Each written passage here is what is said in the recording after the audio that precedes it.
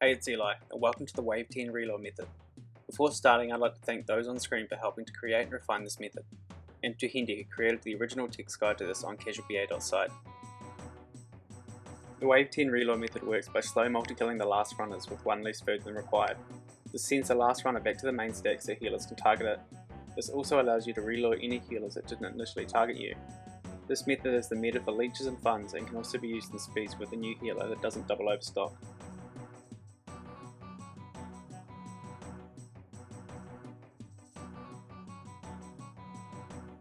Here is an overview of the tiles used in this method. I'll leave a link to this below. Now, there are some variations for placements, but I'd just recommend sticking to this to start out with.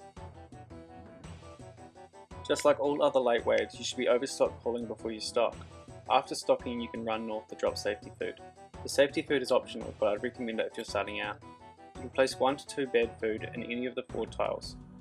The green lines will help you gauge where that is. If you place the safety food in the red area, then this method will not work, as runners will target your safety food instead of the main stack. Whether you place safety food or not, you must still delay until the second healer spawns at 12 seconds. This must be done below the red line on the screen. After the second healer spawns, then you can run north and drop 3 good food northwest of the trap. The trail is positioned west of the stalagmite. You can use 1 of any food for this. After placing the trail, you should place the main stack at the edge of the wall southeast of the healer spawn. After placing about 4 good food for the main stack, then you should be looking to delay for the 24-second healer. There are 3 ways you can do this. Option 1, if you're fast enough dropping food, then you can get a hammer first and return to de-aggro the 24-second healer west of the spawn.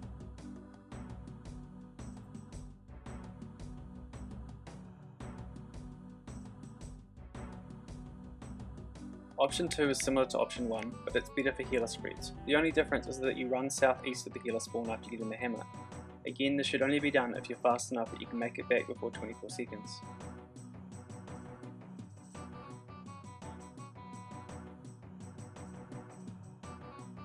Option 3 is what I recommend to start out with, as it doesn't require precise clicks and speed dropping food.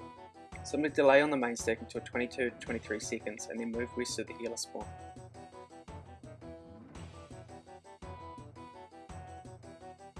With whatever method you choose to use, there are 2 things you should be aiming for. Number 1 is to keep from dragging healers east as much as possible. And number 2 is to try and prevent stacking the healers on the new spawn. Because this method involves slow multi-killing runners, you'll need 2 logs every single time. If you haven't already, grab a hammer, but if you have, then you can return straight to the trap. The call will change as you're running to the trap, so make sure to call and then drop 3 food west of the trap when you return. Do this before you fix it. If there is still food north of you, then you can wait to drop until it's been eaten.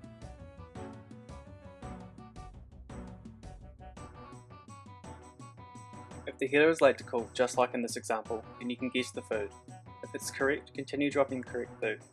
If it's incorrect, then drop 3 good food before you pick up the bad food. Then remember to fix the trap. After you fix the trap, wait until 44 to 46 seconds to slow multi-kill.